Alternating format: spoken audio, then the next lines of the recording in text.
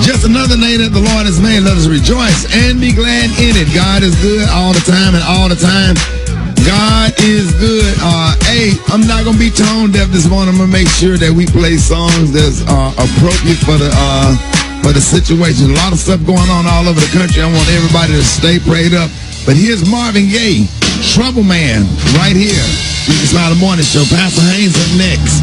Oh, man, Rickey Smiley Morning Show. Pastor Haynes. Oh, yeah, Ricky. For this, Trouble Man. Better say it, man.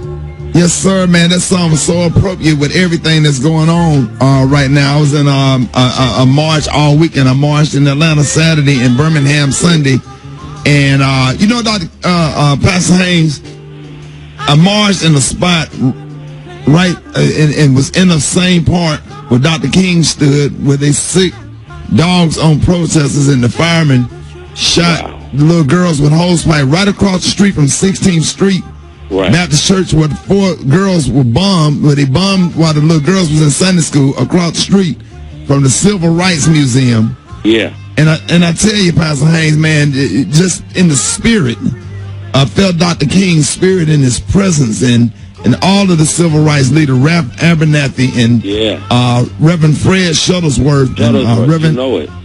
Yes, sir, Reverend Edward Gardner, who baptized me. All of that, all of it, Pastor Haynes. I was just like in a somber spirit yesterday, and there's so much going on. I know you can put some of this stuff in perspective, and that's why I played that song this morning.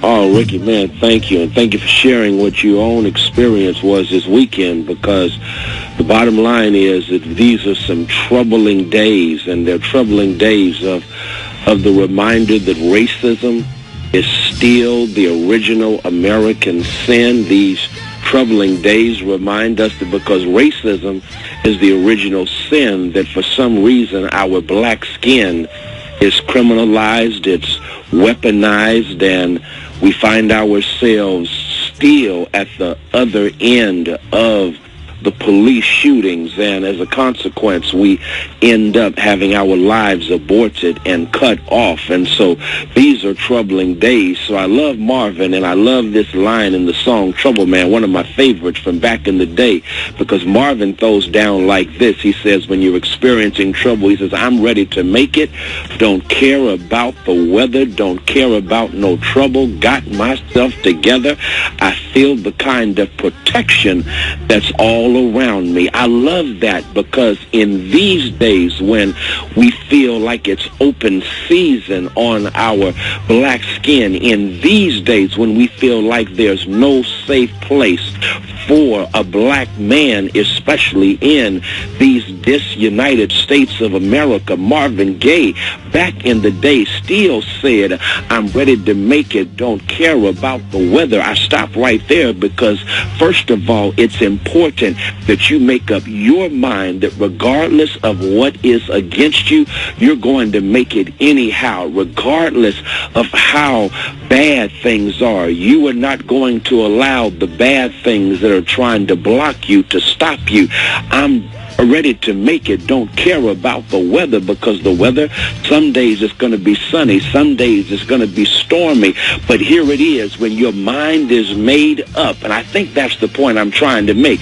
We've got to make up our minds, because there's something powerful about a made-up mind. Once your mind has been made up, then no devil in hell can stop you. That's why I think it was Langston Hughes who said, Negro, sweet and docile, humble, meek and kind, but beware of the day when we change our minds. When your mind is made up, when you change your mind, you can change the world. But then, listen to Marvin. He says, don't care about no trouble. I got myself together. You see, when you get yourself together, it really doesn't matter what happens when everything around you is falling apart.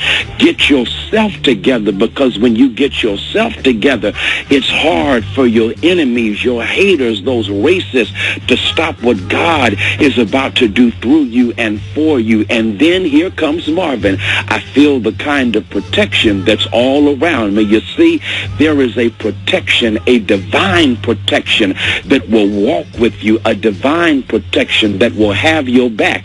I think that's why the Bible says, surely goodness and mercy shall follow me all the days of my life. That's why the Bible says no weapon formed against you shall prosper. That's why the Bible says if God be for you, who can be against you? We've got a divine protection that has our back when we're under attack. And so Marvin Gaye is right for us today. These are troubling times, but trouble don't last always. These are troubling times, but we will have the victory and we shall overcome. Hey, Pastor Haynes, you're going to be joining us at the bottom of the hour, right? You coming back? Can't wait. Yes, sir. You know it. Yes, sir. Hey, I appreciate you, Pastor Haynes. Thank you for everything that you do. Senior Pastor of Friendship West Missionary Baptist Church, Pastor Dr. Frederick Douglass Haynes. Pastor Haynes, let everybody know how you can be reached. Hey, thank you, Ricky. I appreciate you. I'm on Twitter and Instagram at FH Unscripted. I'm on Facebook, Frederick D. Haynes, and my YouTube channel is Frederick Haynes. Yes, sir. All right, y'all. Thank you, Pastor Haynes. Love you. See you at the bottom of the hour. Hey, I got your front page. Coming up next, Rickey Smiley Morning Show. All right, y'all. Rickey Smiley Morning Show. The segment is being brought by Walgreens. Now, we all know that summer may look different this year. Walgreens is making it easier for you to find great deals with their new ways to shop. Now, this summer, shop online, in-store, or get select essentials delivered with Postmates. See Walgreens.com for details. Walgreens. Good morning, Eva. Good morning, Ricky. It was a very rough news weekend around the country. I'm your girl, Eva Marcel, here with what's going on. So for 6 days after George Floyd's death, protesters in Minneapolis and across the country took to the streets. The driver of a tanker truck was arrested after he ran through a crowd of protesters, but luckily no one was hurt. Also, the National Guard troops were deployed in 15 states and Washington, D.C. over the weekend. Following protests in Atlanta, 2 officers were fired for using excessive force after they tased and pulled 2 college students from a car. Now, for the most part, demonstrations have been peaceful during the day, with violence and looting erupting after nightfall in many cities. Federal and state officials are looking into evidence that far-left and far-right-wing supremacist groups may be infiltrating the protests with the goal of causing more violence. Yeah, that's what they're doing. They got several videos of police officers breaking windows, starting fires. Nobody know how to cut a diamond into glass like that. The video where he had the black umbrella and he was breaking the windows out of an AutoZone, and just several videos, and they won't identify themselves, and they got real violent when people start following them and filming them. Especially because you were saying 70% of American cities are on fire right now. Well, no. Well, I mean, 70 plus. Yeah, 70 plus American cities on fire. And then on top of 40 million plus Americans that are unemployed or on furlough, you got renters now. They're lifting the protection against landlords for renters. They're being threatened with evictions. Unemployment benefits are coming to an end for a lot of states at the end of July, or some at the beginning of July. 103,000 plus Americans dead from this coronavirus, which is still on the rise in a lot of cities. And, we have got almost 2 million Americans infected now. So, and a lot of frustration and anger and anxiety and uncertainty is what people are feeling, because it feels like we don't have any leadership. Because where's the president in all this? He's hiding from the public. Silent. Hiding. Oh, but no, he's tweeting. He's tweeting. Talking about looting and shooting, threatening protesters with dogs and weapons. Vicious dogs. Yes, he is. No press conference giving calming words or reassurance that we're going to come together as Americans. None of that. Right. So, hey, Trump supporters, how's that? And how's this working out for you? Yeah, 2 Atlanta police officers fired for using excessive force against 2 college students last night. I think it was a Clark and a Morehouse student last night. The way they jumped on those kids and snatched them out of the car and tased stuff like that, tased them and everything, which is absolutely disgusting. So I don't know, just so much going on. It just feel like the world. And then in the middle of a pandemic right now, Keisha Lance Bottoms, the mayor of Atlanta, was saying that everybody that participated in the protest need to go and get tested for coronavirus. That virus, but Ricky, mayors and governors all across the country are all trying to do the right thing. A lot of mayors and a lot of governors, like Keisha Bottoms and a lot of other, they're trying to do the right thing, but there is no leadership from the top. Absolutely. It's like 50 Americas all doing 50 different things to try to keep everything under control. Right. Y'all, more coming up, man. We still gonna get that tea in for you. Sorry, Gary. That's okay. A lot of stuff going on. Yeah, Gary, it's one of those days. Brad got a hot spot coming up next. Rickey Smiley Morning Show. My bad. All right, y'all, Rickey Smiley Morning Show. My bad. Got lost for a second there. Hey, Rock T got the sports. What up, Rock? Man, let's shout out to Colin Kaepernick. He's offered. All right, that was sports. That was a good look at sports. Can you hear me? Huh? Can you hear me? All right, no, just shout out to Colin Kaepernick, man. He's offering to cover the legal bills for the freedom fighters on the ground in Minnesota, and he's already put together a team of top defense attorneys. Shout out to former NBA star and ESPN analyst Jalen Rose. He made a great point saying, "I wish America loved black people just as much as they love black culture." He said, "This just didn't start happening. We've been sprayed by water hoses. We've been attacked by dogs. Am I old enough to remember I have a dream? Fight the power. Now it's I can't breathe." The number 1 overall pick in the 2020 NFL draft, and Heisman Trophy winner, quarterback LSU, Joe Burrow, he's speaking out, saying, "Listen, the black community needs our help. They have been unheard for far too long. Open your ears, listen, and speak. This isn't politics. This is human rights." So, man, this weekend was like a movie, man. It was crazy. Yeah, it was, right. It's scary. Gary, what you got? All right, coming up, y'all, Beyonce, honey, she is speaking out, and I mean everybody's listening. I'm listening, y'all, so we're going to talk about that next Rickey Smiley Morning Show. Hey, what up, this is your boy, Rickey Smiley, man, and we are excited to announce that America's Best Contacts and Eyeglasses stores have reopened, and we are ready to serve you.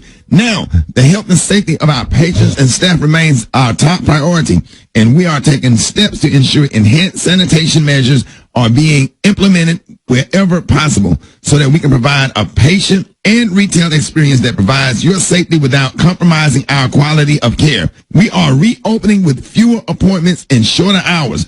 But please visit americasbest.com for the most up-to-date store information. Need to book your appointment? Call 1-800-2PAIR. That's 1-800-TWOPAIR to be connected to the store nearest you. Specific information about the store nearest you can also be found at americasbest.com. Already have a valid prescription? Shop online for new glasses or stock up on contact lenses from the convenience of your home. Visit americasbest.com to shop today. Don't overpay for eyeglasses. Get 2 complete pairs of single vision glasses for $69.95, including a free eye exam. In certain states, eye exams provided by independent doctors of optometry or ophthalmology. Tell them Rickey Smiley sent you. Hot spot. Drop it like it's hot. Drop it like it's hot. So hot, and that's hot. You can catch me at the hot spot. It's the BR18. All right, Rickey Smiley Morning Show at the bottom of the hour. Brett got your hot spot. What up? What up, Ricky? Good morning, everybody. I'm your girl, Brett Tat, and this is the Hot Spot, where we bring you music, movies, and more. Lord have mercy. Let's get off into it. Well, a lot of people have been wondering why Jay-Z has been silent, about the George Floyd stuff, but he called the Minnesota Governor, Tim Walz, and in a press conference, he said he got a call from a hip-hop icon who demanded justice for the death of George Floyd. He said, "I received a call last night to understand how big this was from Jay-Z, not an international performer, but a dad stressing to me that justice needs to be served." He said Jay-Z told him he feels the compassion of the humanity of these folks who are speaking, but he knows the world is watching, and how Minnesota handles this is going to have an impact across the whole country. He also said it's a positive sign that someone of Jay-Z's stature has a presence like this and is focused on the moment of what Minnesotans are focused on as well. And then Jay-Z released a statement saying, "After our earnest conversation, thank you to Governor Walz for doing what's right and calling in Attorney General Keith Ellison to take over the George Floyd case." He also said, "Now I, along with an entire country in pain, call upon AG Ellison to do the right thing and prosecute all all those responsible for the murder of George Floyd to the fullest extent of the law. This is just the first step. I am more determined to fight for justice than any fight my would-be oppressors. Whew, Lord have mercy. Moving on, y'all. T.I. and Killer Mike addressed the Atlanta protesters with Mayor Keisha Lance Bottoms at a press conference in Atlanta, telling residents to go home. And this is what T.I. said. So I'm duty-bound to be here to simply say Well, that's that what it is Killer your Mike duty said. not to burn your own house down for anger with an enemy. It is your duty to fortify your own house so that you may be a house of refuge in times of organization. And now is the time to plot, plan, strategize, organize, and mobilize. I thought it was real powerful that T.I. and Killer Mike were there. Killer Mike said oh my goodness, he really meant what he said. Remember we called him Rick, and he was just too upset to even get on the line with us because he just didn't understand what was going on. But anyway, Mayor Bottoms said, so I see what's happening on the streets of Atlanta. This is not Atlanta. She said, this is not a protest. This is not in the spirit of Dr. Martin Luther King Jr. This is chaos. A protest has a purpose. When Dr. King was assassinated, we didn't do this to our city. So if you love this city, the city that has been the legacy of black mayors and black police chiefs and black people who care about this city, where more than 50% of the business owners in Metro Atlanta are minority business owners, if you care about this city, then go home. So did y'all see that when Mayor Lance Bottoms spoke? Oh, I man. saw it. Yeah. It was crazy because I went to the local radio station and we were just trying to get people to not riot and to peacefully protest, and it was just trying to do everything that we can, to just keep, because what I'm afraid of, more lives being taken. And I really think a white militia probably killed that kid in Detroit. Somebody drove by in a truck and opened fire and shot a 19-year-old kid in the chest, and he died. And it's about to get dangerous, and that's why people have to calm down, because some of these police officers, man, they're gonna get as the days go by, they're gonna get more and more stressed, and everybody's patience and fuse and temper is gonna get really, really short. And I'm just scared that it's gonna be more lives lost, and we in the middle of a pandemic on top of that. We just got to use and unemployment. People don't have jobs, and don't have money, and no leadership. At all. So I just want to encourage everybody to be disciplined and just do the right thing, and don't take allow your actions to take away from the message. Right. Period. Right. All right, y'all, to get caught up on those stories and more, you can go to RickeySmileyMorningShow.com. I'm your girl, Brad Tat. That concludes the Hot Spot. Coming up next, we got Dr. MJ call you with your calls and everything else on the corona. It's the Rickey Smiley Morning Show. All right, 17 before the top of the hour, y'all. Even though with everything that's going on, we still dealing with coronavirus. We got the one and only Dr. MJ Collier about to break some stats down for us real quick. Dr. Collier, good morning.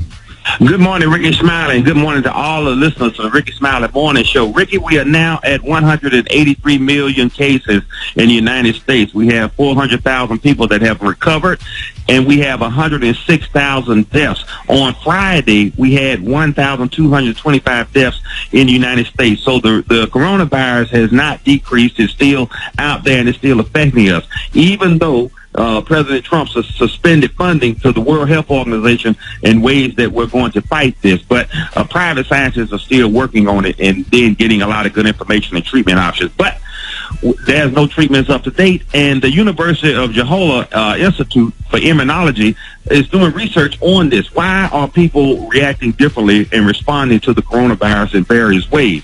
And, the problem is that people are they're being exposed and they have various levels of immunity. And so clearly some of these individuals are more susceptible to the disease than others after being infected.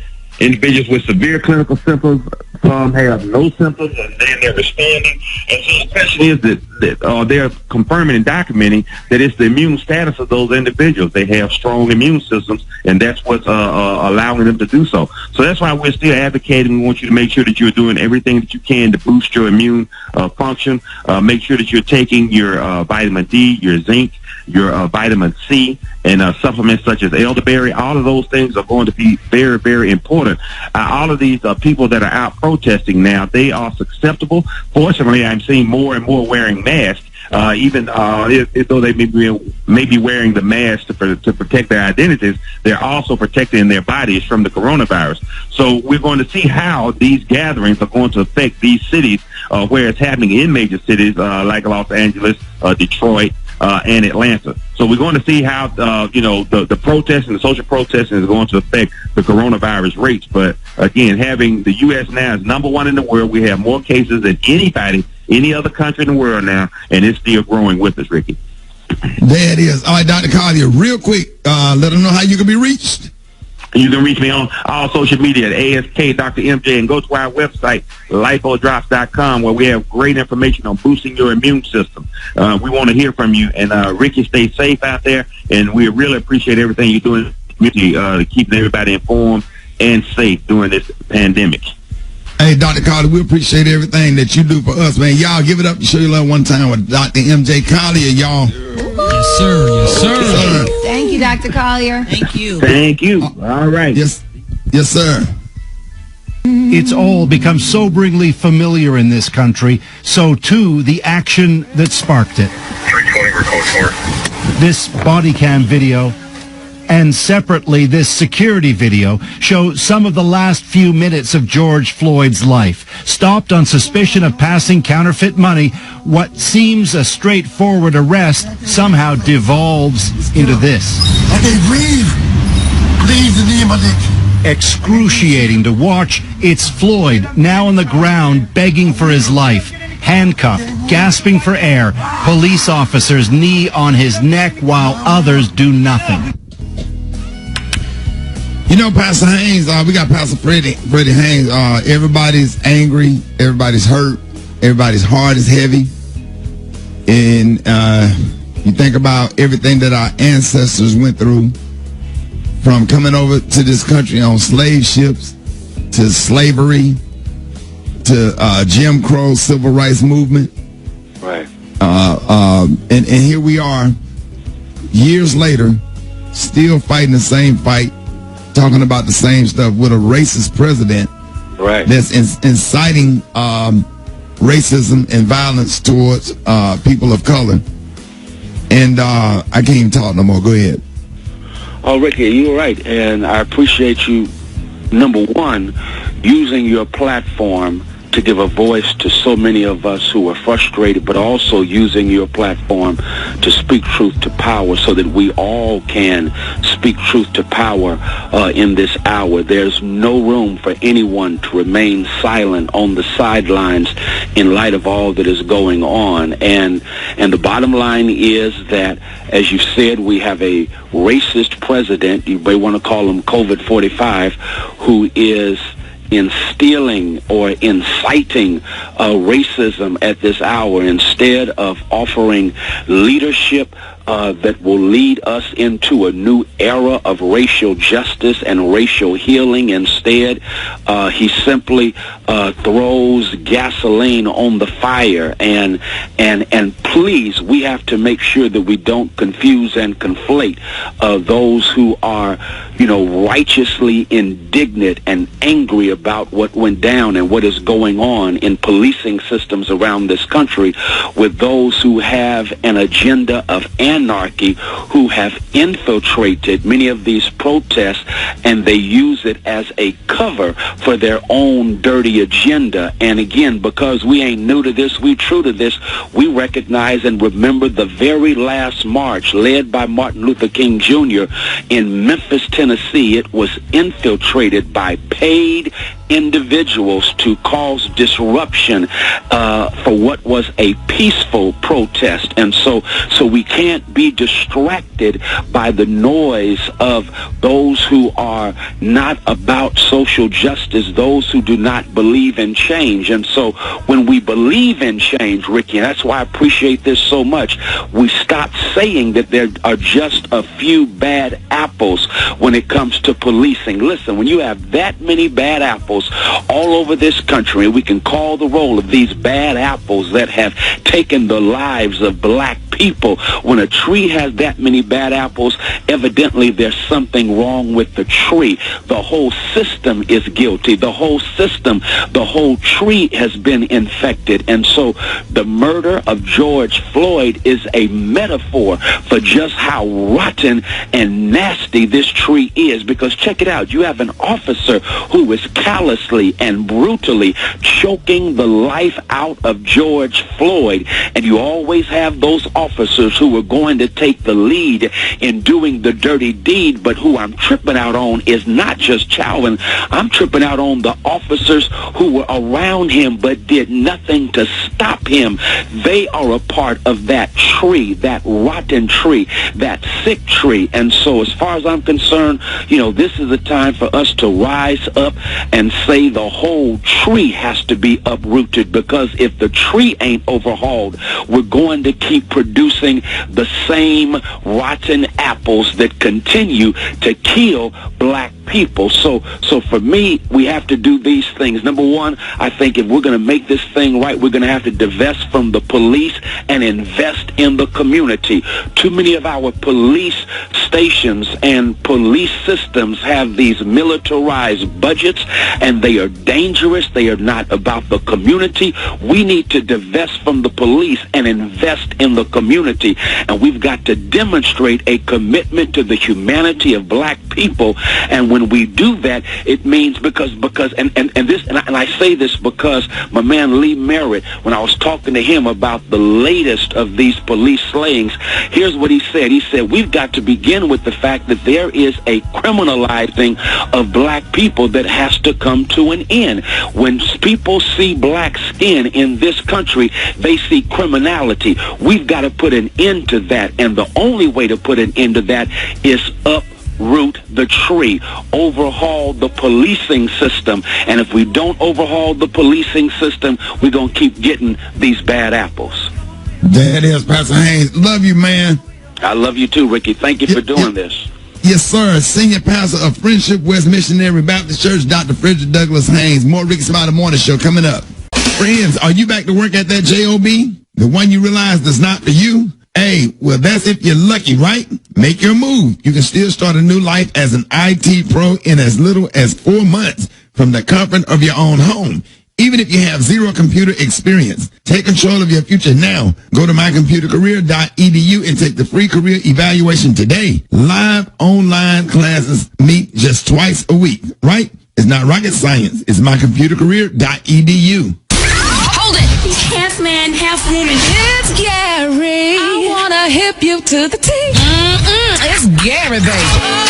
All right, 7 minutes after the hour, Rickey Smiley Morning Show. Gary got the tea and the clue today. What up, Gary? Good morning, Ricky. Good morning, America. Good morning to you. It's Monday, a beautiful day in the neighborhood. And here's what's happening in celebrity news, y'all. Celebrities all over the world, y'all, are all demanded and angry, y'all, regarding on what's going on this past weekend with George Floyd. But one in particular, y'all, Beyonce. Beyonce is speaking out, and she is demanding justice, y'all, for George Floyd. And here's what she had to say.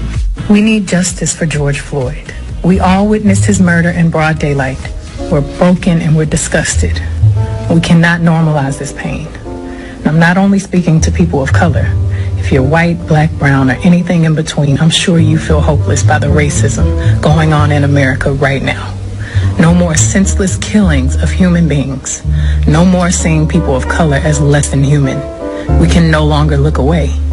George is all of our family in humanity. He's our family because he's a fellow American. That's Beyonce. You know, Beyonce rarely makes speeches like that, but she is speaking out. If I'm not mistaken, now George Floyd was from Houston.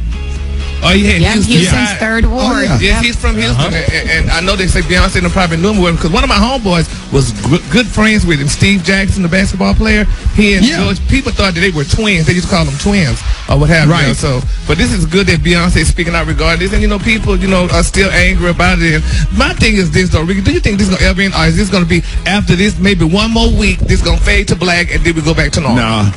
This one right here, we are in a real moment in history. The Floyd situation was the straw that broke the camel's back. and this is going to be going on for a while, for weeks and weeks. And I don't think the police brutality is going to stop, because it's going on during this protest. You seeing police brutalizing women. I shared a whole video clip on Facebook with just different incidents of police just running over people with cars and horses and everything else, and they're not doing anything to try to diffuse the situation or being understanding of the people's anger, and it's just they're being encouraged to continue to do that from the top. Right. Absolutely. All right. Well, we're going to follow all these stories, y'all. In some lighter news, y'all, congratulations goes out to Steve and Marjorie Harvey. I don't know if y'all heard the wonderful news week. I don't know if Steve told you when you talked to him the other day, but it's been reported that they purchased the beautiful former mansion of Tyler Perry. Now, they're saying, y'all, that Steve and Marjorie purchased the Atlanta mansion. It only cost $15 million, and they're saying, y'all, that it's a lovely home, and they're very excited about it. Now, the mansion is located in the Buckhead community, and they're saying it's 34,000 square feet, 7 bedrooms, spa amenities, and was once owned, as I said, by Mr. Tyler Perry. So congratulations goes out to Steve and Marjorie Harvey. They're going to have a lot of room, honey. I'm sure going over there. I know that's right. Going over there, boy. I can't wait. Gary, you know, Steve, we got to go over there and get cussed out by Steve. We sure do. We're going to drive up to the gate and like the Beverly Hillbillies, and we're going to blow at the gate. And y'all going to let us up in here. I'm going to get out and act food. Can we come over there? Hey, but you know what? He can cook, boy. I don't know. I just want him to cook me that chicken breast, man. Yeah. Steve could cook it. He can cook his ass off, like for real. Yeah. Really? Oh my God. Steve can burn, man. Real talk. Yeah. And that's mostly how y'all cute hogs supposed to could burn anyway. You could cook hell. Y'all both fresh. Can't cook like me, but he can burn. Okay. All right, so congratulations to them, y'all. All right, the color today, honey, is one of my favorite colors. My color today, y'all, is biscuity green. On the high end, you say biscuity green, and on the low end, you say beautiful bluish green. That's your color for today. All right, y'all, Rickey Smiley Morning Show. We're going to be, you're going to hear from Tamika Mallory coming up next. You don't want to miss it. Rickey Smiley Morning Show. Whole lot going on. We got some heavy stuff for y'all. You do not want to miss it, y'all. Coming up, Rickey Smiley Morning Show. The reason why buildings are burning is because this city, this state would prefer preserving that white nationalism and that white supremacist mindset over arresting, charging, and helping to convict 4 officers who killed a black man. That is the reality of what we're dealing with. This is not just a few cops doing things across the country. This is not a good cop versus bad cop situation. This is Ahmaud Arbery being shot down by white men on the streets of Georgia. Breonna Taylor being killed in her home. This is in New York City, where we were until freedom. We were just in New York fighting the police officers who, in the name of social distancing, were damn near killing black young people on our streets. This is a coordinated activity happening across this nation. And so we are in a state of emergency. Black people are dying in a state of emergency. Hey, that was really, really powerful, man. And I'm so honored to have Tamika Mallory on this morning. That was from a speech in Minnesota press conference. And y'all, welcome to the show, Tamika Mallory. Good morning. Good morning, brother. Good morning. Hey, Tamika, thank you so much for that speech. We all heard you. We all felt you. And I was like scrambling, like, how can we get her on the show? Thank you for those powerful words or whatever. What kind of feedback have you received? Well, well, first of all, thank you so much for having me on this morning. I've been between being in the midst of protests and tear gas and rubber bullets and people calling saying the speech was so great, and I'm like, okay, thank God. I just told the truth. I've said what I've been saying, and I just think because we're in this heightened moment, a lot of people are listening, and people are looking for someone to articulate the collective feeling of Black America and the understanding of those people who are our allies. So I'm just glad that God used me as a vessel to be able to capture what it is that we're all going through in this moment. Right.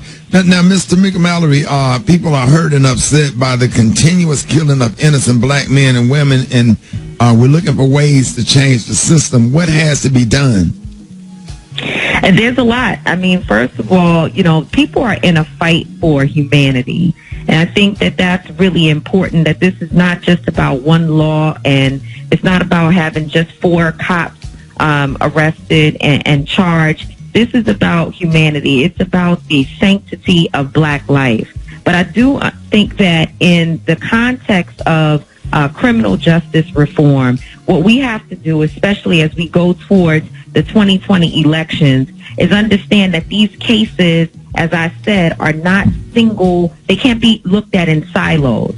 It has to be that the federal government takes into consideration the terror that black people are dealing with police departments all over the country. And one particular point on that is that in New York, the chokehold is supposed to be illegal. And it took us 5 years to get Daniel Pantaleo fired for choking Eric Garner to death.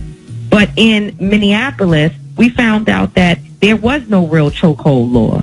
So across the country, we don't even have one standard that addresses the issues of civil rights abuse and police abuse, and that needs to be dealt with and taken up by the federal government. Wow. Wow. The Minnesota governor has turned the George Floyd investigation over to Minnesota Attorney General Keith Ellison. Now, do you know if we can expect charges to come against the remaining 3 officers in the George Floyd case? Well, and first of all, I just want to give a shout out to my brothers, Ben Crump and Attorney Lee Merritt.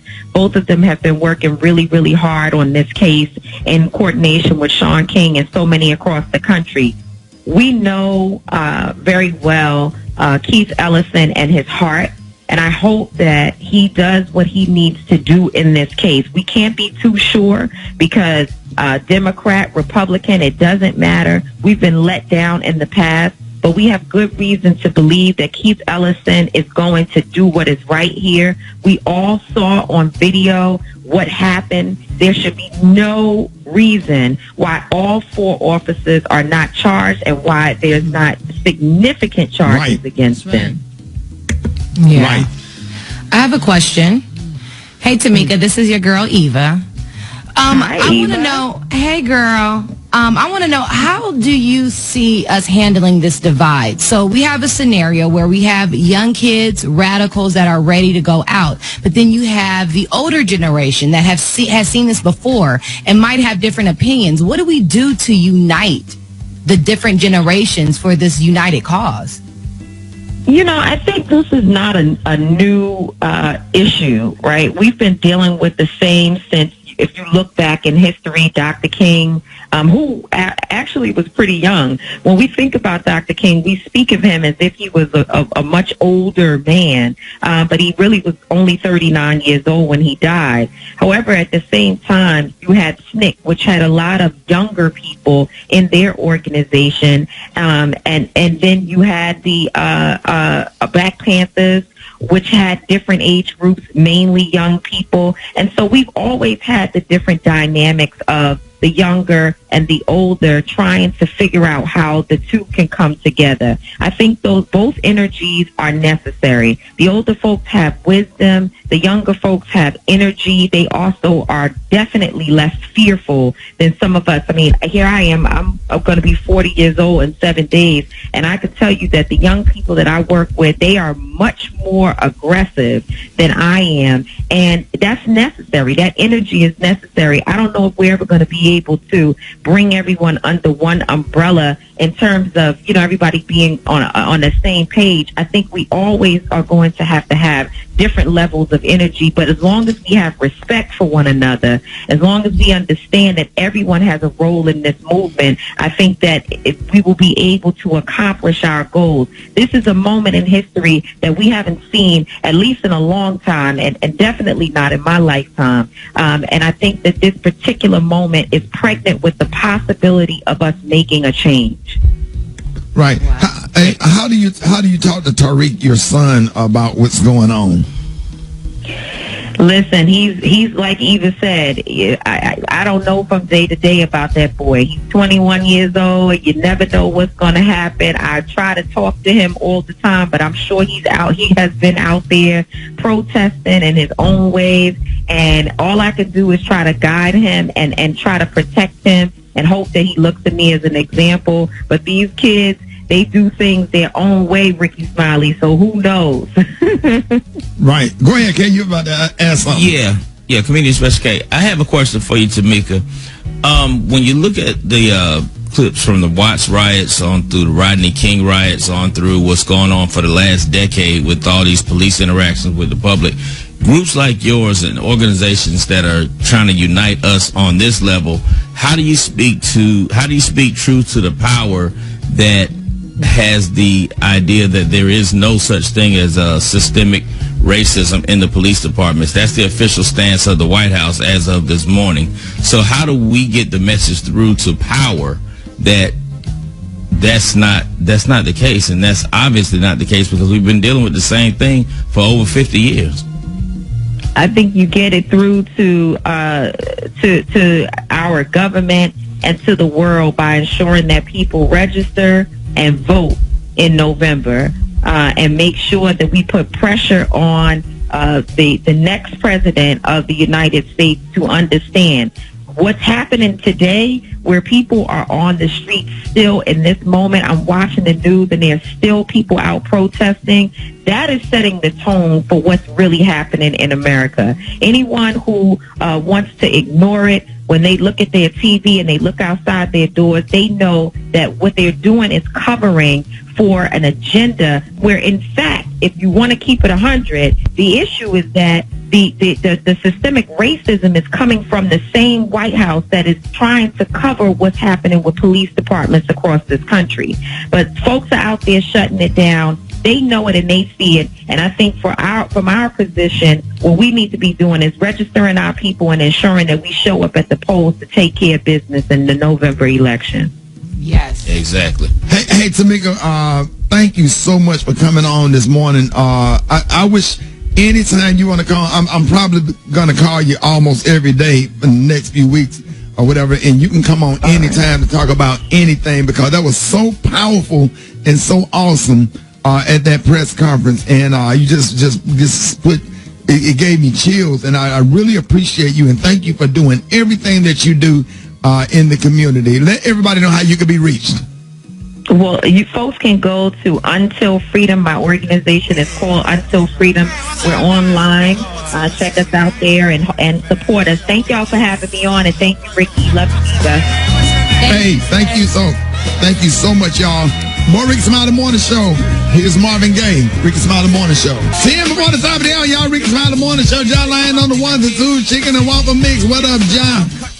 I'm good, man. Yo, just kicking off the week the right way inside the mix, man. Of course, yo, make sure I hit you up on the Instagram at JAH Lion Sound. JAH Lion Sound. Hey, appreciate that, John Lyon. Yeah, but my pleasure, my Ricky. Boom. Yeah, that's a nice little picker up this morning. Hey, Black Tony, what's going on? Hey, what's up, bro? Hey, what's up, Rick? What's going on, boy? Hey, man, boy, a lot of stuff going on. What I know, I'm watching the news. I'm watching the news right now, and I know there's a lot of stuff going on, but look, let me ask you something, Shawty. Real talk. Yeah. I'm watching the news, Shawty. You know, I don't know watching the news. I'm watching the news, Shawty. There's a lot of stuff going on, but look, real talk, Shawty. Yeah. So you come time for me to get an apartment. I can't stay at my grandma's house no more, Shawty. I can't do this. Like, I got the money, so me and my homeboy, we gonna get an apartment together. Me and Pat. You already messed my credit up when I got that used car for you. I co-signed for it, and you didn't make the payments, and it went against my credit. Then I can't get a damn apartment. I take a picture of the money and show it to you. I can pay her 4 months. They told me I got to pay 3 months. Get it all to me. Well, how long is the lease? How long is the lease? The lease, it's either 12 months or a year. It's one on. I don't know which one. But look, all right. Well, give me 12 months. Give me 12 months rent, and I'll co-sign for you. He only got 4. What he said? No, so they say you only need 3 months rent. So I think that's what you need to be worried about right now. Is how trying to help me get an apartment. You need that. When you come to Atlanta, shawty, because you were talking about you finna come to Atlanta to be protest, you need somewhere to stay, shawty. You ain't got a pipe in no hotel. If I got a pipe, man, you can just stay on my crib. You know what I'm saying? No, y'all smoke too much. No, shawty, y'all put a little pallet on the floor and sleep right next to my dog. Are you crazy as hell? Somebody finna be sleeping on the floor. I grew up sleeping on the floor. I'm tired of that. No, man, I don't know if I can sign for you. Somebody, I know you leaking because you ain't on tour no more. So I know you leaking. So I'm trying to save you from having to spend $100 on a hotel room, so. Boy, you ungrateful as hell. I call you up just to get some help. This what I get, shawty. You said I'm leaking because the Martin Lawrence tour got canceled because of the pandemic? I know you ain't got no money, shawty. Yeah, you ain't lying. You're right about that because all that Friday after next and Comic View money gone. All of it. Cause you stay with me, you ain't gotta go to the Red Roof or nothing. You know what I'm saying? So. Yeah, he got a nice leasing agreement though, Rick. Man, Roger, you always be trying to hype on Blacks on the man. Don't do what you sign for? He signed for Roger. You let him come stay with you in Crystal. Yeah, he said his leasing agreement is 12 months or a year. Or. This is where it began. This is where the fuse was lighted. The dusty corner in an old neighborhood of modest homes and new low-priced apartments. It began with the arrest by white officers of the California Highway Patrol of 2 young Negroes, one on a charge of drunk driving, the other his brother, his passenger. Their mother, who lives nearby, came to the scene. There was an argument. There was a scuffle.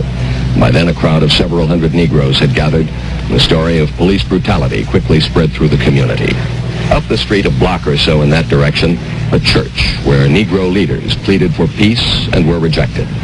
Down that way, the busy intersection where cars were overturned and burned, where other cars were stoned, where a television technician was pulled from his wagon and almost beaten to death. It began with police and rioters clashing on a hot Wednesday night. Some believe it could have been stopped right then if law officers moved in force and sealed off the area. But within a matter of hours, it was completely out of hand. Wow. A lot of stuff going on, and here we are today. Same thing. Jerry, what you got coming up? Coming up next, Sierra and Russell, their body language. We're going to talk about what it means next. Rickey Smiley Morning Show. All right, y'all, Rickey Smiley Morning Show. This segment is being brought to you by Geico. Geico has introduced the Geico Give Back. That's right, y'all. That's a 15% credit on car and motorcycle policies for current and new customers that last your full policy term. Visit geico.com/giveback for more information and eligibility. Gary, good morning. Good morning, Ricky. Good morning to you. It's Monday, a beautiful day in the neighborhood, and here's what's happening in celebrity news, y'all. Sierra and Russell Wilson, y'all, the world, y'all, is talking about it. Women's Health is talking about it, saying that their body language proves, y'all, that they're going to last forever. Now, y'all need to listen to this, all you couples here on this show. Now, they're saying, y'all, that you should never doubt the power of speaking things into existence. And you remember back in 2015, y'all, they're saying that Russell Wilson said that he wanted Sierra, that she was probably going to wind up being his wife, and she wound up being his wife. And, you know, they have 2 kids together, and she's having another one. Well, now, they're saying, y'all, that you could tell by a person's body language that they're going to, you know, be forever. And even, you know, you're married, honey, and Brad and Special K and Roger, y'all all married. Now, they're saying, honey, that Sierra... There you go. There you go. Well, what was the body language? Keep going. Go ahead. Yeah. Now they're saying Sierra and Russell. Now people saying that they don't have any walls up. Now Russell took a picture with his little neck, honey, under Sierra's neck, y'all. And they're saying this shows y'all that when a man put his neck, he said he's in the crux of her neck. They're saying that's a major, or how you say that word, erogenous zone. And they're saying a person and human beings don't let you get that close to their erogenous zone. And they're saying that's one reason why that they are definitely going to be together. Then they're saying y'all then they're saying when they're together, y'all, it's the body language. Yeah, but they're saying when they're together, y'all, it's like no one else is around. It's like he gives her all his attention, and she does the same thing. And they're saying that that's going to make them last forever. And I don't know about how y'all couples do, but this is what they're saying is going on with them. Then they're saying that Sierra is proud to be with Russell, and she wants everybody to know it, honey. And she loves this man, and she puts his name on the flagpole and taunts him and all that other good stuff. They're saying that they're going to definitely be together. And they're saying that Russell's happiest when Sierra is around and vice versa. Isn't that great? You know what, Gary? What? That's everybody like that 2-3 years in. Talk to me in 2028, 2035. when they got about 20 years in. When they got about 20 years in, talk to me then. But that's when it should be better. It should be better. Whatever. You can't judge how somebody is by a picture. But that's Come when. on now. But they're saying. But that's Gary, when they're saying better. Russell's very protective of Sierra, And which that's means great. he's protective of his wife. That's good. That is awesome. But you can't tell from looking at a picture how somebody is, and nor can you tell from what somebody says. You think so? Right. I know so. I think they're real. I think their love is real though. I don't think it's fake. I think their love is real too. I don't think it's fake either. Make it When you run last the marathon, forever. That's right. Hey Rick, but when you running a marathon, them lungs don't start burning on that first mile of it. It don't. On mile 23, 24. Right. Don't let our love in. Yeah, I mean, Here we go. it sounds like some bitter love on this show, but I mean, I think these people are happy. They're in love. What it sound like? They're a great couple, so I think we should give them their props. That woman got away from a very abusive relationship. Nobody's saying we're not giving them props. I love them together. They're like our famous couple. We love. Why are you trying to make this messy? Because you just messy boots. Yes, you are. Ricky, am I being yes, you messy? are. All I'm saying is you can't tell love from a picture like that just because you keep saying, oh, they put their nooks in the neck and the neck and the nook and the nook and the nook. That mean they going to be the... How many pictures did you take with B.E. James? And where did that end up? They didn't have Where did that end Gary up? alone this morning. That's right. I'm We're not not gonna let messing with Gary, but Gary just messy. when you and take your eyes off the prize. How it go, Ricky? When Peter took you don't even know it, so don't even say it. Nope, that was a different story, Gary. That was Sodom and Gomorrah. Okay, get your Bible stuff together. You don't know what you're talking about on every level.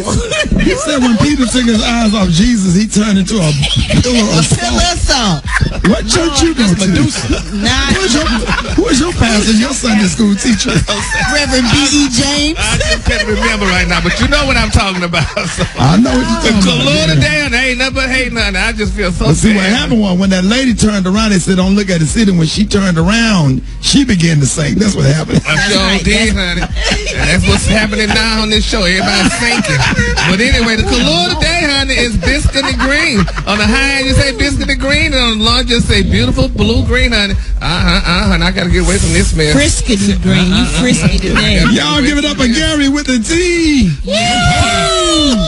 All right, y'all. Listen, 99 years ago, one of America's worst acts of racial violence took place when a white mob rioted and burned down a wealthy black Tulsa, Oklahoma community. And we're talking about Black Wall Street. Up next on the Rickey Smiley Morning Show. All right, y'all, Rickey Smiley Morning Show. This segment is being brought to you by AARP. That's right, y'all. It's Black Music Month. So get up. That's right, y'all. So get up and get down Monday morning with the Black Music Month Song of the Week, sponsored by AARP. Don't miss it. All right, y'all. We got a special guest this morning, Jim Goodwin, publisher of black-owned newspaper of the Oklahoma Eagle.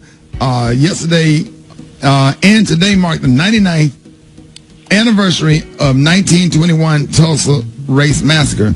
The publisher of Tulsa, Oklahoma's only black-owned weekly newspaper, the Oklahoma Eagle, joins us this morning. Y'all help me welcome Mr. Jim Goodwin to the show, y'all. Come on. Yes. Yes, sir. Good morning. Hey, Mr. Goodwin. Mr. Goodwin, good morning. Thank you for joining us this morning. Delighted to be with you. Yes, sir. The Greenwood District, which was known as Black Wall Street, was destroyed in a matter of days. More than 1,200 homes were burned, 35 blocks burned, and estimated 300 black people killed. And you know, while people talking about Target and AutoZone and all these other places or whatever, you know, and we're not condoning any of that. We're not condoning any violence. But don't forget Black Wall Street before you get in your feelings. That's just me. That's not on you. So why don't more people know about Black Wall Street? Well, the Oakland Eagle, that's been around as long as the massacre. We rose out of the ashes of the massacre, and we will celebrate contemporaneously our 100th year. In fact, we were planning our second century as a newspaper. But there was a conspiracy of silence for many years. It's only but recent that they're now beginning to include it in the textbooks. But the thing about Oklahoma, people need to understand, is that you can't really tell the story of Black Wall Street unless you include in it the history of the Indian Removal Act, the Indian Allotment Act, slavery, of course, at one time, Oklahomans, black Oklahomans, owned over 3 million acres of land in northeastern Oklahoma. And as a result of that, they became wealthy because this was an oil and gas state, and as well as land. Booker T. Washington, who named the prosperous community to Black Wall Street, as you know, thought that the black man's route to wealth was to own land, and it was because of the ownership. Now, interesting enough, Black Wall Street would never have occurred but for Jim Crow. I mean, it's a perfect example of what man intends for evil, God intends for good. Jim Crow was designed to subjugate and to keep us in depression, but the intelligence, the willpower, the love of the American ideal of freedom and enterprise, black folks prevailed to tell the world this whole business of white supremacy is just poppycock. I mean, not only after the massacre, it rebuilt itself, and that's why it's a prize I think the whole world's looking at. With the population at the time, there were about 77,000 population, 13% of which was black, and at the time of the massacre, over 50%, almost 60% of the black community was imprisoned for about eight days in internment camps. Wow. This is a perfect example of jealousy. I mean, there was sheer jealousy. Here, the popular view with many white Americans was a black inferiority. But this was proven. This city proved that to be a massive lie. Hold that thought. We're talking to Jim Goodwin, the publisher of black-owned newspaper, the Oklahoma Eagle. We got more conversation with Jim Goodwin coming up next. Rickey Smiley Morning Show. All right, Rickey Smiley Morning Show. 25 minutes after the hour. Yeah, we got our special guest, Jim Goodwin, the publisher of black-owned newspaper, the Oklahoma Eagle. Mr. Goodwin, what would you say to someone that's really, really upset? And of course, we don't advocate and condone violence, and a lot of people don't know about Black Wall Street. Of course, I talk about it all the time. As a matter of fact, I've been to Black Wall Street and went and paid my respect. And but before I answer that, let me ask you this: did they ever uncover? I know the mayor was trying to do something if I'm not mistaken, in that area where that baseball field is.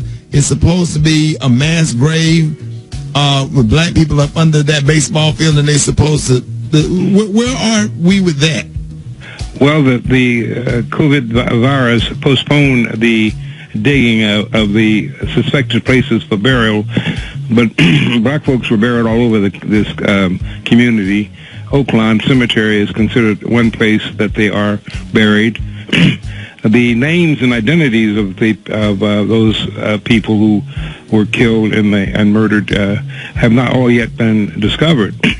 However, there are movements going on and underway for the uncovery of those people who were lost. I think it's important to remember that, and this is something that may be inexplicable, but Tulsa, Oklahoma was the one place, it was a living testimony or testament against white supremacy. Black folks are not considered, and we still suffer from this whole idea of racism today, but black folks are not supposed to be intelligent, or we're not supposed to be capable of functioning because of days of slavery. But Greenwood proved that to be a massive lie. And it was such a thing that white folks who were racist could not abide. They came in and plundered and destroyed. They killed, stealed, and destroyed an entire community in less than a day. And the people in the area were in prison for almost 8 days. The Oakland Eagle has been writing about it for years, and it was interesting. We are the only institutions that still exist after that aftermath were 2 churches and the newspaper. 3 very vital and important institutions in our world today. And we have, although it's been not an easy battle, the Oakland Eagle is now rebranding itself. We have a presence now on the net, on Facebook, and we have our own webpage, and we intend to stand to be the critic and the watchdog and the catalyst and provocateur for people to talk about this. You know, this Mr. Lloyd, who was murdered, Floyd, who was murdered here. Yes, sir.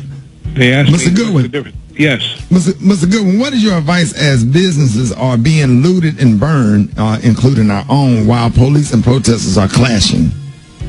Well, we've learned this lesson. You cannot fight hate with hate. The outrage is certainly understandable, and enough is enough.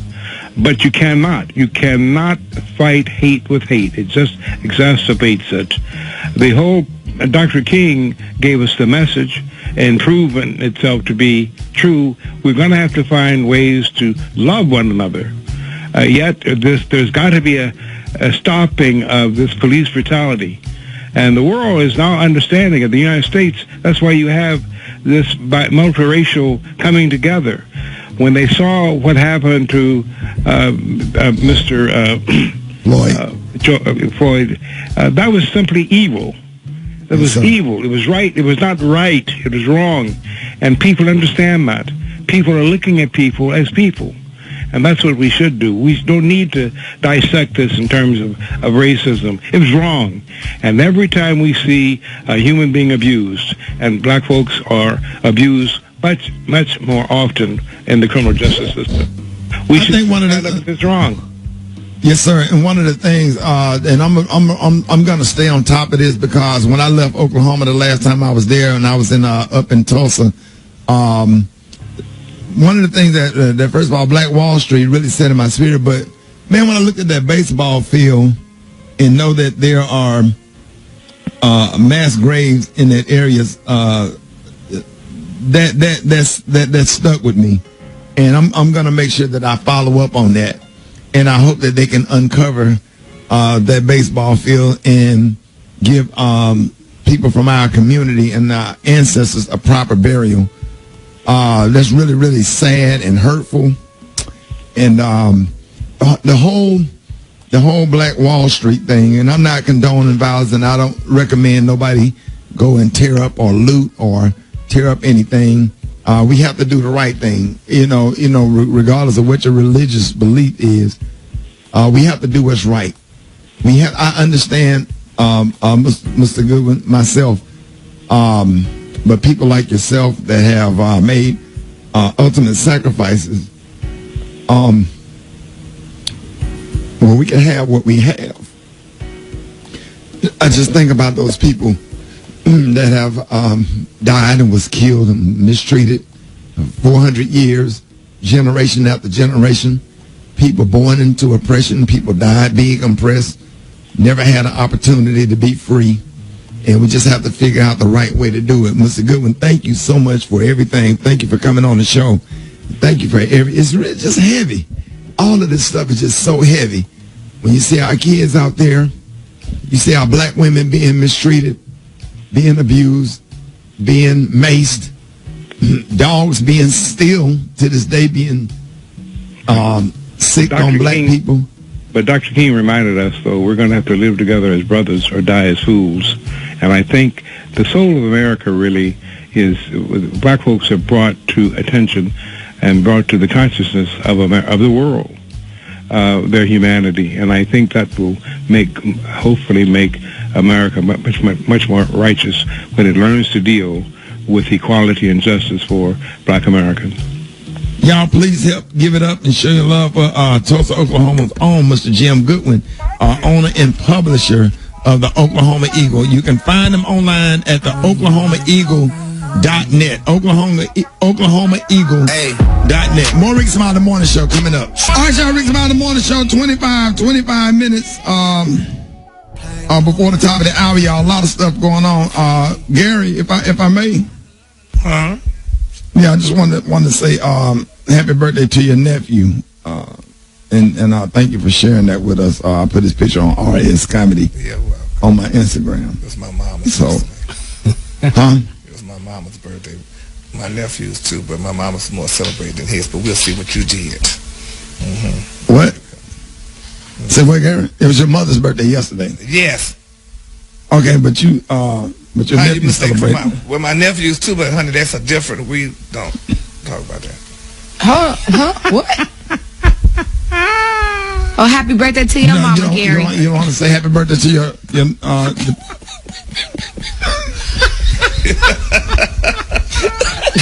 friends, are you back to work at that job? The one you realize is not for you? Hey, well, that's if you're lucky, right?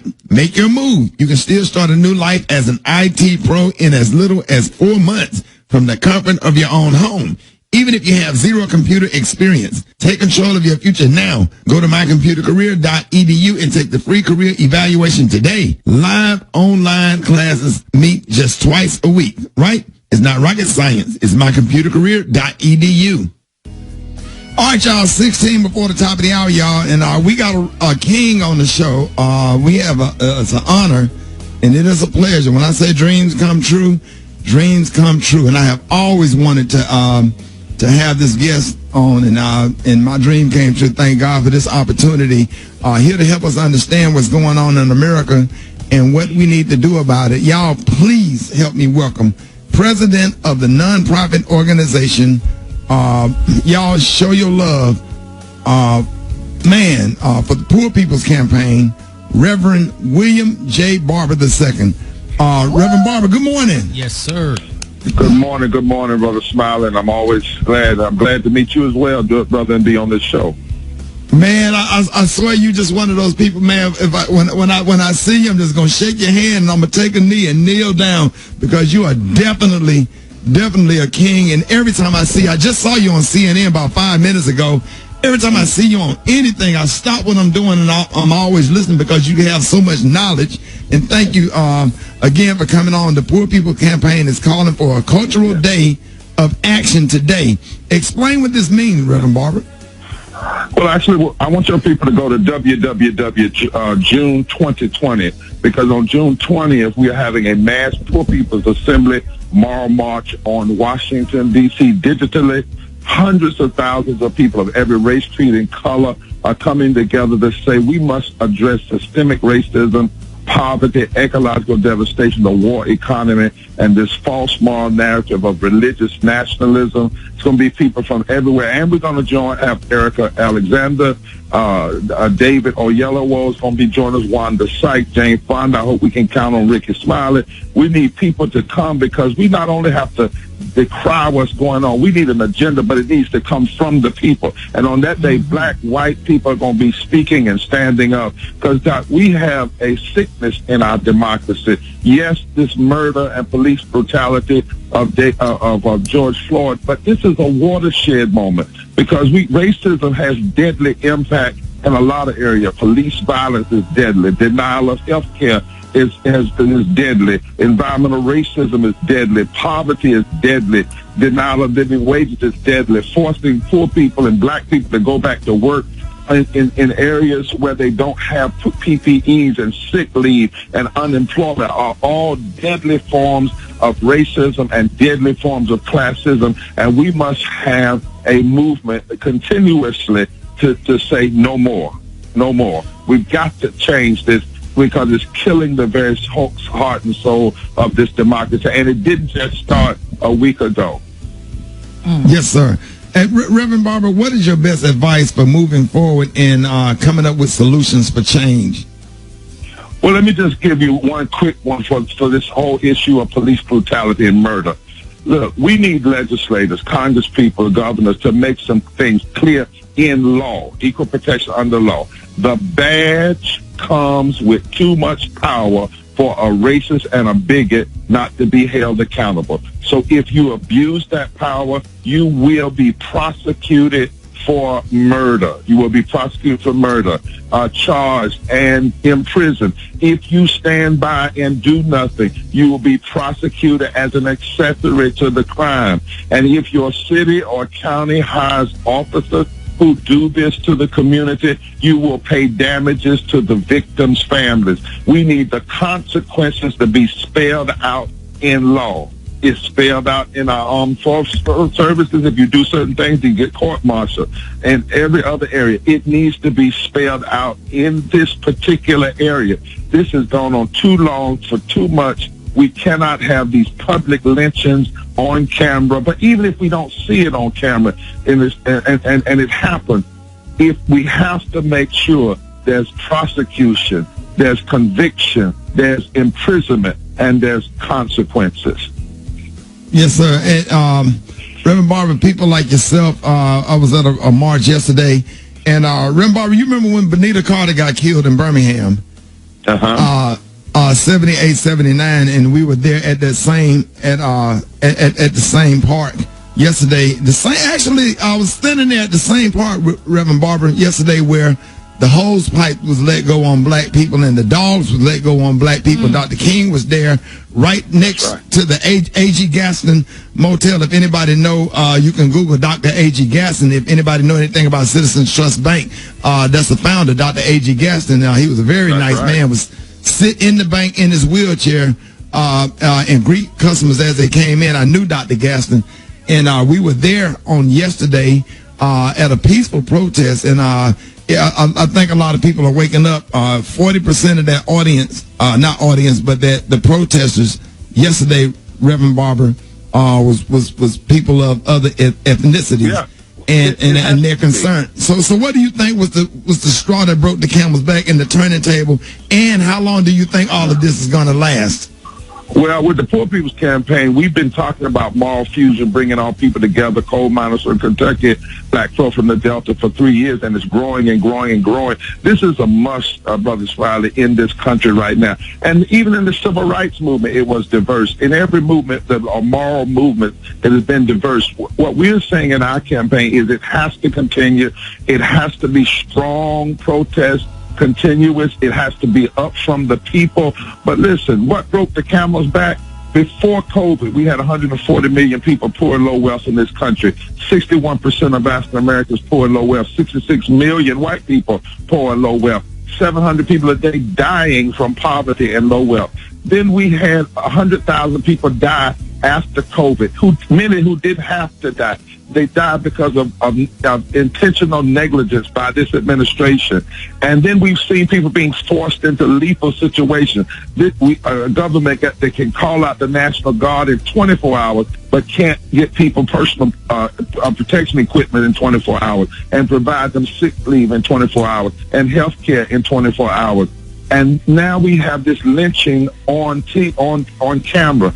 All of these are like a collective beating, a collective knee on the neck to democracy, a hurt on the people. And people are finally seeing that racism is not just against black people. Racism is against humanity and against democracy itself, and we must stand up to it. And when we can, I know we're running out of time, I want to come back and talk about this game that Trump is playing that was first played by George Wallace and Bull Connor, and why we need to know what's going on when he talks about law and order and not be fooled in this moment. But I can't do that this morning because I know the time is running out. But let's keep this going, Brother Smiley. You're a Southern boy. I'm a Southern boy. When black and white folks start coming together in the South, we can turn some stuff around in this country, man. Yes, sir. Hey, man, we are so excited, man, for everything, about everything that you're doing, and thank you for everything that you do. We'll have you on. You can come back anytime this week, Reverend Barber. I have so much love and respect for you. Thank you for joining us this morning at such short notice for coming on. Just coming on the show this morning. We'll have you on all week this morning if you would come and join us. We really appreciate it. I'll come. June, www. June 2020. Everybody go there, sign up. We got to come together. We are together, and we're going to turn this thing around. This pain is going to lead to power. God bless you. Yep. Yes, sir. Much respect. Love you, Reverend Barber. We love and appreciate you. Yes, sir. Y'all give it up for Poor People's Campaign co-chair, Reverend Williams J. Barber II.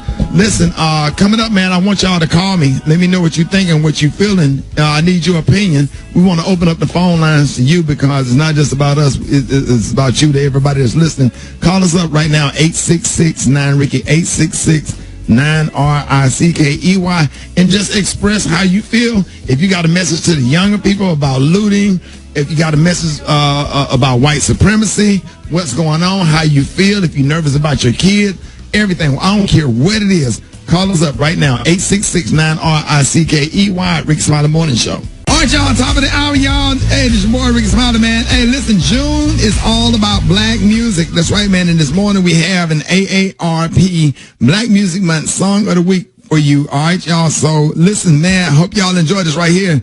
This song remind me of back in the day when Birmingham, Alabama had a call to action. When George Sands shot Benita Carter in the back, you can say her name too.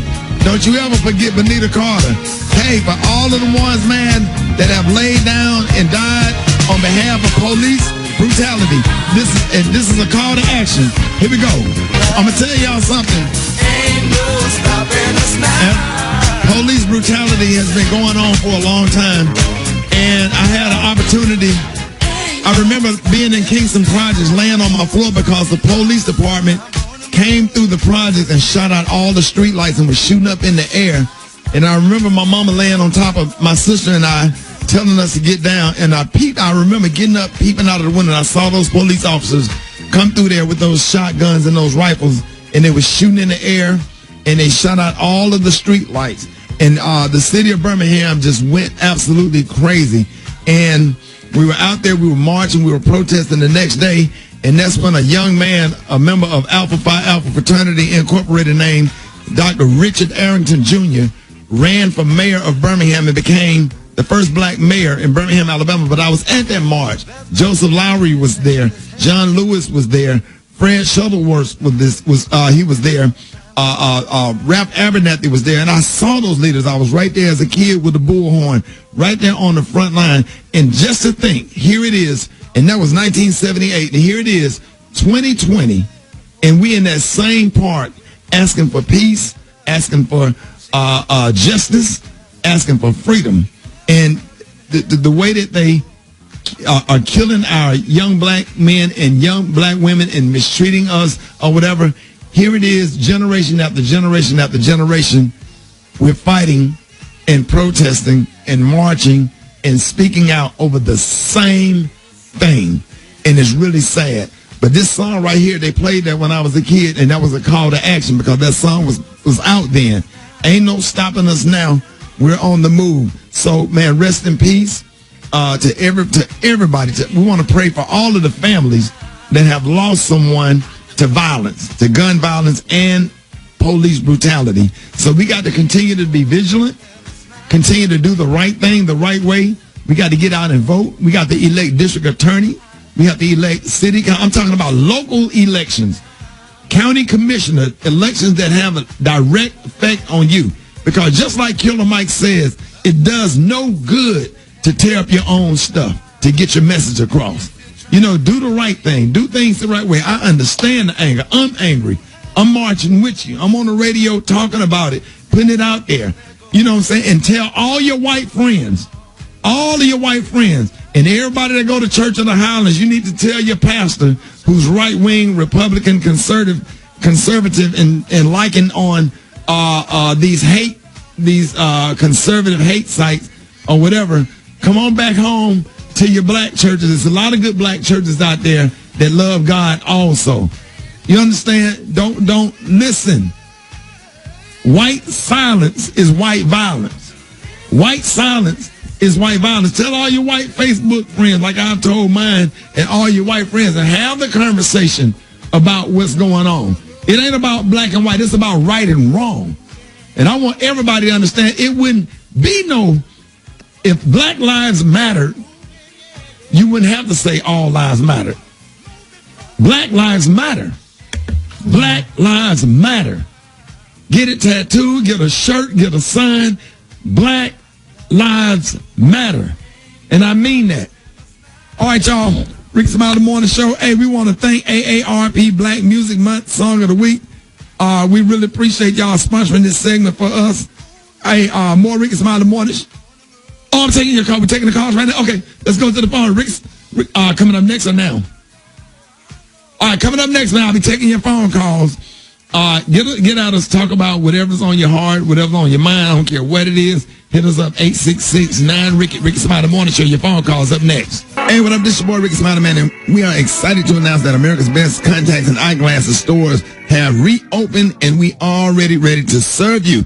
Now, the health and safety of our patients and staff remains our top priority, and we are taking steps to ensure enhanced sanitation measures are being implemented wherever possible so that we can provide a patient and retail experience that provides your safety without compromising our quality of care. We are reopening with fewer appointments and shorter hours. But please visit americasbest.com for the most up-to-date store information. Need to book your appointment? Call 1-800-2FAIR. That's 1-800-TWOPAIR to be connected to the store nearest you. Specific information about the store nearest you can also be found at americasbest.com.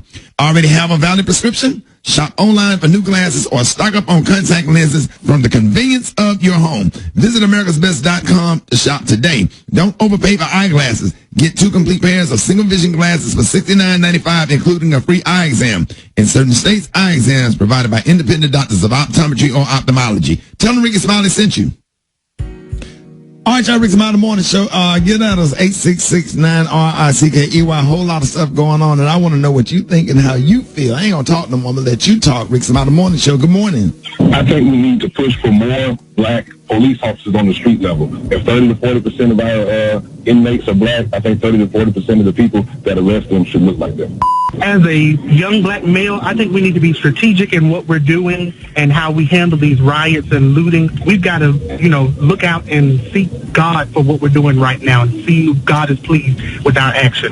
I think it's very terrible. I believe that they could just do better and come together better. This is what I'm thinking. Now, in Oklahoma, if you do a drive-by, you got people in the car, everybody in that car goes to jail. It's sad that you had somebody who put their knee on somebody's neck, and he's going to jail, but everybody in the picture should be going to jail. Rickey Smiley, when you brought up the Citizens Trust Bank, that was an excellent thing to bring up. That bank stabilized itself through Jim Crow, the Depression, and still in common days. And not many banks can say that. It was a black-owned, black-started bank. And I wish we had more time to talk about it, but you did the right thing to bring that up at a time like this because it proves black stability and success is achieved when we left alone. This is what they get. You had a choice. They could have done the right thing from the very beginning. You would rather arrest thousands than to arrest the original 4 that started this. So anybody to blame is those 4 officers. They are to blame. America needs to hold them accountable. That's right, man. And listen, when Colin Kaepernick took a knee, when LeBron James and Kobe Bryant wore a Black Lives Matter t-shirt, you had a problem with it, right? You had a problem with it. You ignored everything. You didn't do nothing. And I'm not advocating riots and violence or whatever. But when we protest peacefully, you call them. That's what he called them. And took away Cap's career. Go ahead, Kate.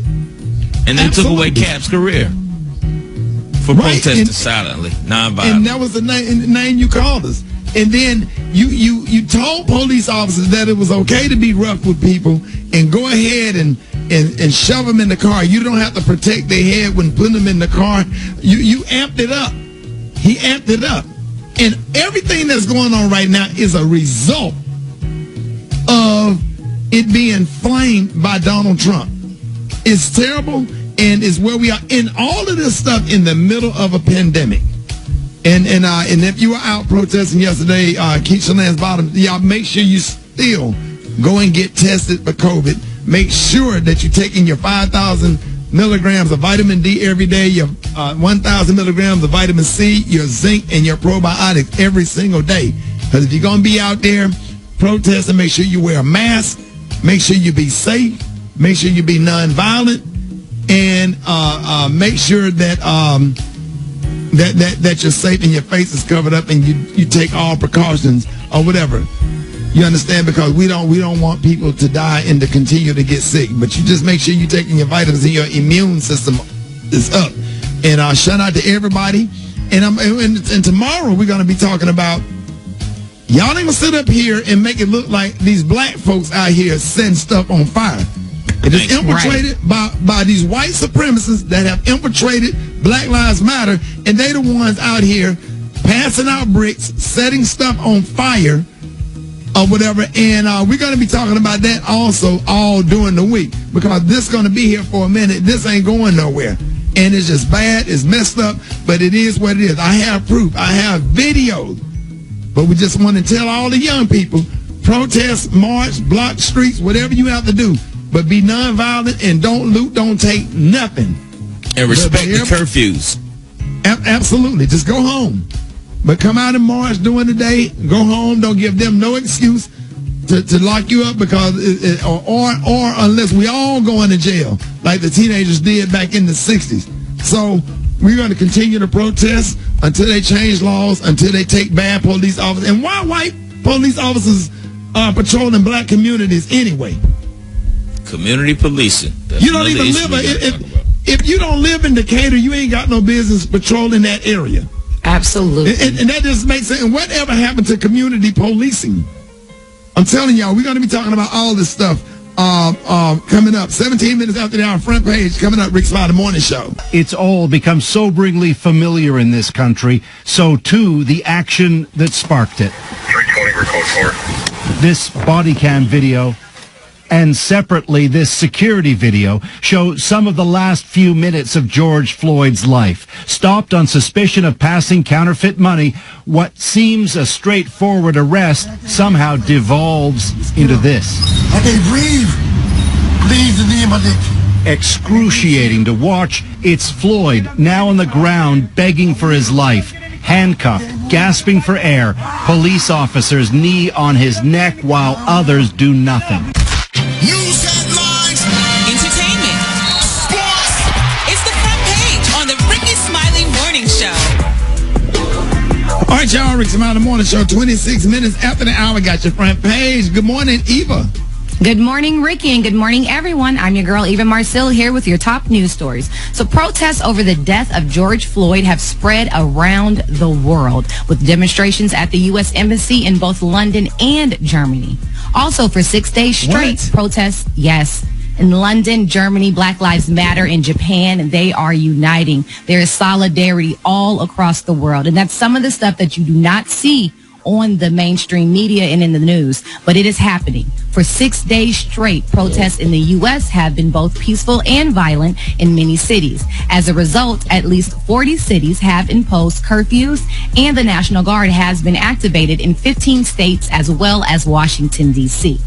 Also, police in many cities have responded aggressively with batons, tear gas, and rubber bullets. In Minneapolis, officers apparently fired paint canisters at people on their porches of their home. One officer said, "Light them up." And in Atlanta, 2 officers were fired for using excessive force after they tased and pulled 2 college students from their car. Federal and state officials are looking into evidence that far left and far right groups may be infiltrating the protests. President Trump wants to designate the far left group as Antifa, as terrorists, but has refused to request the same label for white supremacist groups. And we are not surprised. Meanwhile, Derek Chauvin, the former officer believed responsible for Floyd's death, will make his first court appearance on June 8th, and we will be watching. All right, that was a quick look at your headline news. For more front page, log on to the RickeySmileyMorningShow.com. Rock T, I hear Kaepernick is in the news. What's going on in sports? Yes, indeedy. Colin Kaepernick is offering to cover legal bills for the freedom fighters on the ground in Minnesota. He's already put together a team of top defense attorneys. He's ready to rock and roll. Also, former NBA star Jalen Rose made a great point. He's saying, listen, I wish America loved black people just as much as they loved black culture. That was real deep right there, man. And he's speaking the truth on that one. Michael Jordan, he's had some deep words that he finally came out and spoke about. He said, "I'm deeply saddened, truly pained, and plain angry. I stand with those who are calling out the ingrained racism and violence toward people of color in our country. We have had enough." That came straight from Michael Jordan right there. So everybody continue to step up, continue to speak out. The Briggity Tag got the hot spot going on right now. Let's go. Drop it like it's hot. Drop it like it's hot. So hot. Yeah, and then hot spot. It's the BR18. All right, y'all, Rickey Smiley Morning Show, 29 minutes after the hour, y'all, and this segment is being brought to you by Urban One. Remember, y'all, you cannot vote unless you are registered. So if you need to find more information about how, when, and where to vote, please visit newsone.com/vote. Brad, good morning. Good morning, Ricky. Good morning, everybody. I'm your girl, Brad Tat, and this is the Hot Spot, where we bring you music, movies, and more. All right, y'all, let's get off into this thing. Lil Wayne, he received some major backlash on social media this past weekend for comments he made about George Floyd's death. In an interview with Fat Joe, here's what he said. We need to learn about it more. If we want to scream about something, know what we're screaming about. We want to protest about something, know what we're protesting about. Because if we want to get into it, there's a bunch of facts that we think we know that we don't know. So if we want to get into it, first know what we're talking about before we talk about it. Because we scream about things that sometimes they isn't even true. What y'all think? He always does that. He figures What is he out talking how about? He's so disconnected. He said that what I mean by that is we have to stop viewing it with such a broad view, meaning we have to stop placing the blame on the whole force and the whole everybody from a certain race or everybody with a badge. We have to actually get into who that person is, and if we want to place the blame on anybody, it should be ourselves for not doing more than what we think we're doing. Okay, so why don't police officers arrest bad police officers? It seems to me like they all stand together when one is doing wrong. And what happened with George Floyd is just a prime example of a lot of situations in its entirety when they see wrongdoing. Now, there was a clip where, and let me show you how policing needs to be done. When that man was on his knees in Atlanta with his hands up, and he pushed that dude, that black police officer got in his face and took him off the scene and went back there and got all of them together. That's what policing about. Now, if we had more of that, then we wouldn't be in the situation that we're in today. And that was a sister that did that. But when you become a part of a fraternity or organization or whatever, you know, they turn into a wolf pack. If they see something going on, instead of doing what's right, well, I'll be ousted out of the wolf pack if I take a stand against holding people what the accountable. wolf pack is doing. Absolutely. So I dare any police officer that's listening to this show right now, I dare you to be different. I dare you to take a stand. I dare you to get in the face of another police officer who's doing wrongdoing and remove him from someone or check him for his violence or whatever. And a lot of that stuff will stop, because the minute they become uncomfortable with their actions, there's what's the word? Repercussions. Repercussion for his or her action, they'll stop doing it. But once they feel comfortable doing it, then they'll continue doing it because, hey, it's okay and my brothers got my back. You understand? So that's how we go. We got to hold each other accountable. If I do wrong, I expect, you know, Brett or one of y'all get on the phone and say, hey, Ricky, that's not the right thing to do or whatever. And let me go home and think about my actions. It goes for everybody. Hold people accountable no matter what organization, job, fraternity, sorority, whatever you're a part of. Hold your people accountable, because just because, you know, I love God and you love God, that don't mean that just because you do something, we both love God, that I shouldn't hold you accountable for what you do. And that's what we're challenging all police officers. If you are a good cop, like they say, it's good cops and there's just a few bad cops, well, where are the good cops? You know what I'm saying? Jump up and arrest those guys. Well, the 4 police officers that stood on George Floyd, they couldn't arrest each other because all of them was on him.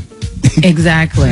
And what Lil Wayne said is irresponsible, because there's no question that there's always going to be the exception to the rule, right? So we know that there are good cops out there. The issue is that it is a culture in policing that tells them that black lives don't matter. It has happened too many times. It is not a coincidence. So it's not an isolated event. Yeah, you ought to see these police officers showing up at Trump rallies, police for Trump, whatever. All those Minnesota police officers standing up there right next to Donald Trump doing that KKK rally or whatever. And that's the mentality and that's the mindset. So when stuff like this happens, when the leader says, okay, when the leader say, hey, go ahead and go to jail, I'll post your bail, or I'll write a presidential pardon to get you out of jail. It's the mentality. They're not demonized for what they're doing. That's what they mean by make America great again. That means make America white again, make America racist again, and now their actions, because a lot of white men feel like that support Trump feel like we've been demonized for our racism. You understand? Mm-hmm. And we need to get some blue hats or some black and white hats and make racism wrong again. Because you can feel it. You go to the grocery store, you go out and about, and you feel hated. You feel like you like I don't belong here in the way people. Look at all the videos of white people think that a black person owe them an explanation as to their existence. Right? Yeah. Right. Who are you? What apartment you live in? Why are you at this school? Why are you delivering boxes here? Why are you? Right. How you know this gate code? All that. And that's white supremacy. When you can walk up to another grown ass tax-paying human being and ask them the audacity to ask them who are you and make you identify yourself as if you're my superior. And boy, when I tell you, I sit here like I'm like, why this don't happen to me? Why that can't happen to me? Cause see, I'm the right one. I get them together on that plane sitting up in first class. I get them all the way together, and I embarrass flight attendants so bad they go up in the front and just cry in a real nice. I don't amp up. I don't get turned up or whatever. You know what I'm saying? You want to ask me, am I in the right seat or whatever? I say, hey, I graduated from Alabama State University, and I read very well. Surely I understand 4D. And I think you're racist, and you can see my ticket when you check all the white people ticket. And boy, I ran a whole bunch of them up to the front, and their face turned red with tears in their eyes. Because I'm a comedian. I am trained to embarrass you. Don't come for me. I'm not the one. That's and right. Listen, Brett, you better tell them. Well, let me tell you this. Coming up is Chef Kurt Boudreaux, Quarantine Cuisine. We got to see what we cooking with. All right. Also, we got the praise mix there, y'all. It's the Rickey Smiley Morning Show. Cut off your throat. Hey, y'all give it up and show your love right now for the one and only Quarantine Cooking with Chef Kurt Boudreaux. What up, Kurt? Boudreaux. What's going on, man? Yeah. Good morning, y'all. How y'all doing? Man, slow motion, man. I know you got something good today. Yeah, man. I went on and put together a couple of Louisiana dishes this week. So today I made some red beans and rice with some fried chicken. With some fried chicken? Yeah, man. Fried chicken. That sounds like it shouldn't take a long time to cook. Beans do take a little minute to cook, but, if you got like a pressure cooker or Instant Pot, slow cooker, you can put them on there and then cook them the same way pretty much. Right. And how do you do your chicken? I season mine with a little salt and pepper, man, some Tony's, some Cajun seasoning, garlic, onion powder, man. I don't put a lot of stuff on it, man, but I squeeze a little mustard on mine, man, instead of using like a batter. Right. You know what I'm saying? Yeah. Because the mustard it kind of is used as your batter for your chicken. Okay, and how do you do it? You talking about the beans or the chicken? The chicken. All right. Like what's the process? Do you use flour? Or is it just mustard? Yeah, because some people, dip it and then they dip it back in the batter in the flour again and then go back in. Yeah. I don't even eat chicken and I'm trying to figure this out. Come on, what do you do, bruh? Well, all I do is just season all that up together with the seasoning mustard and just use some flour. And I season the flour as well. Oh, okay. What you want flour? Basically the same thing I use the seasoning. Yeah, exactly. Yeah, salt and pepper. That's it. Submerge it in there. And but for the beans, for my ingredients, I use a little onion, bell pepper, parsley, andouille, some double D sausage. All these sausages come from New Orleans, man, or Louisiana somewhere. I use some smoked turkey, some pickled rib tips. I cook for about some what? Hold on, go back. Pickled rib tips. Wow. Yeah. Never. Absolutely. It's not like what you see like pickled pig's feet in the store. It's pickled a different way. It's kind of like no, that's what I was thinking. Yeah. Well, see, they only sell that type of meat in New Orleans, man. I know nobody else really don't know about that, but it seasons up your greens, your cabbage, all that kind of stuff, man. So, and I just cooked that together for about 2.5 hours until the meat got tender. Fried them chicken wings, served over some rice with the wings on the side. So, Kurt, you were saying it take longer to cook the beans? Is this pork and beans? No. This is Camellia red beans out of New Orleans, man. Yeah. Pork and beans already cooked, Gary. Kurt, let everybody know where they can find the video. They can find the video on Rickey Smiley Official. Follow me on Facebook at Boudreaux Catering and Instagram at Chef_Boudreaux1. Gary, I'm gonna eat Wheaties and beans. Right. Beans and Wheaties. Hey, Kurt, don't pay them no attention. They high this morning. Thank you, Kurt. Thanks, Kurt. All right, man. Put some mustard on it. Kurt Boudreaux, y'all. Have a good one, bro.